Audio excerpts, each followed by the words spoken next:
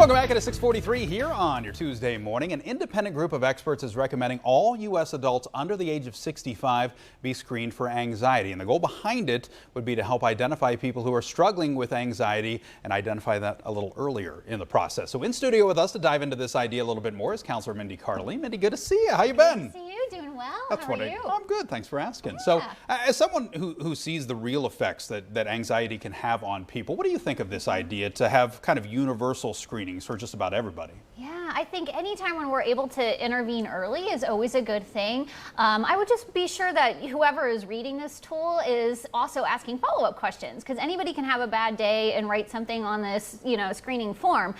So we want to make sure the tools are only as good as the people using them. So we want to make sure that they're following up with that they're educated about anxiety, and then making up those follow steps. So what do we do next? So if somebody screens pretty high and we know, hey, this person might be struggling, where do we go from there? What would be the difference between maybe somebody who's dealing with anxiety, which a lot of us deal with on a periodic basis, and somebody who has an all-out anxiety disorder, I guess? Sure. So remember, anxiety is a normal response to any stressor. Our brains are designed to help us survive. So our brain, if it's presented with something that it's unsure about, something that's stressful, that anxiety response is going to kick in, and that's not necessarily a bad thing. Where it becomes problematic is, are we still ruminating on this long after the event is gone? So are we still having all of these racing thoughts? Is it affecting different areas of our life? Is it affecting our sleep, our relationships with people, school, work, all of those things? So that's really kind of what makes the difference between normal anxiety versus an anxiety disorder. So how is anxiety treated typically, I guess?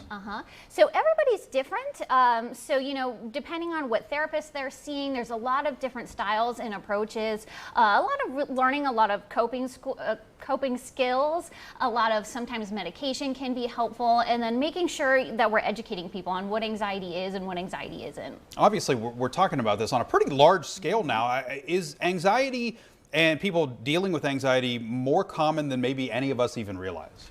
Sure. Yeah, definitely anxiety is a big problem. We noticed a lot of it increased after the pandemic. And I think a lot of what's happening is we're just being more aware of anxiety. People are talking about it a lot more, which is a good thing. So we're starting to normalize a lot of what we're noticing with mental health. So anytime when we're aware of something, like if you drive a certain car, you notice all of those cars on the road. That's true. That's a good point. So if we're aware of what anxiety is, we're noticing it a lot more often, which is great because we're able to catch it a lot sooner. How meaningful then are the conversations that a lot of celebrities have come out and talked about they're dealing with anxiety or depression even. How important is it for all these people to step forward and share their stories so that people know that they're not the only one dealing with this? Yeah, it's really important. I would say especially for younger people, teenagers, children, to be able to see that and see that it's a normal thing, and then open up those conversations. So if you're watching TV with your friends, with your family, and somebody's talking about that, that's a great opportunity to say, hey, I struggle with that sometimes too.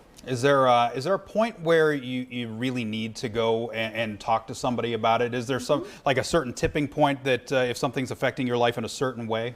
Yeah, so anytime really is a great time to talk about it, but certainly once you get to the point, like I said, where it's affecting your daily life, if it's really difficult to get to school, it's really hard to go to work, we're not sleeping, then you definitely want to make sure that you're seeing a professional. Is there anything that maybe most of us don't even think about anxiety that would be helpful information?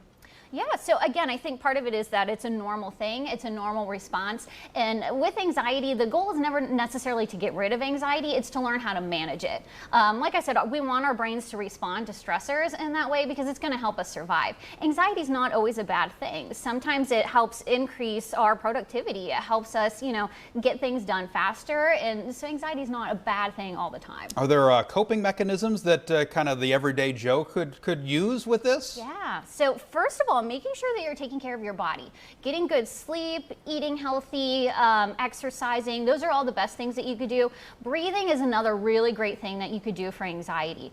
A lot of times, when we're going through that stressor, that rational part of our brain turns off. So breathing is one of the best things that we could do to help turn that back on. It also is going to help regulate our bodies. So noticing what your signs are of anxiety, they look different for different people. Wow. It's great information, Mindy. Yeah. Great stuff as always. Thanks for coming in. We appreciate it. Thank you. All right, we have trivia coming up after the break. Let's take a look at the question of the day. We mentioned it is a TV show host, or morning show host day, excuse me. What year did NBC launch the Today Show? Give us a call.